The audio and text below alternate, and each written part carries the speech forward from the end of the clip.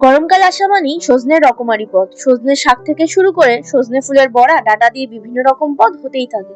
তবে সজনে সবকিছুই কিন্তু হাই ব্লাড প্রেশারের জন্য অত্যন্ত উপকারী। যাই হোক, সেদিন বানিয়েছিলাম সজনে ডাঁটা দিয়ে রুই মাছের পাতলা ঝোল।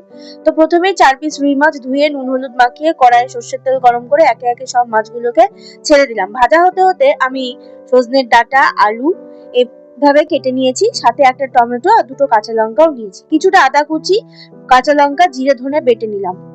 মাছ ভাজা দিকে কমপ্লিট, আবার এদিকে বাটাও কমপ্লিট।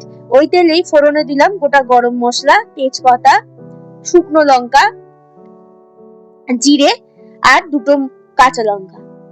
এবারে একটু নেড়ে চেড়ে তাতে দিয়ে দিলাম আগে থেকে কেটে রাখা আলুগুলো, দিয়ে এবার হালকা ভেজে নেব।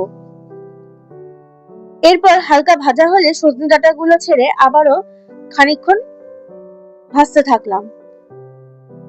সেটাও ভাজা ভাজা হয়ে এলে টমেটোটা দিয়ে দিলাম।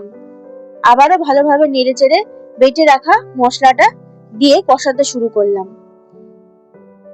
খানিকক্ষণ কষিয়ে নেওয়ার পর দিলাম পরিমাণ মতো নুন, সামান্য হলুদ, সামান্য একটু কাশ্মীরি লঙ্কার গুঁড়ো আর স্বাদের জন্য দিলাম সামান্য চিনি, দিয়ে এবারে সবগুলো একসাথে ভালোভাবে আবারও কষিয়ে নিলাম। মশলার কাঁচা গন্ধটা যতক্ষণে চলে যাবে, এবারে অল্প অল্প গরম জল দিয়ে কষাতে থাকলাম বেশ কিছুক্ষণ। ভালোভাবে কষে এলে, ফুটতে শুরু করলে এতে পরিমাণ মতো গরম জল ঢেলে একটু নেড়ে নিলাম। একটু ফুটে উঠতেই মাছগুলোকে ছেড়ে দিলাম একে একে। এবার নেড়ে চেড়ে 8 থেকে 10 মিনিট মতো মিডিয়াম ফ্লেমে ফুটিয়ে নিলাম।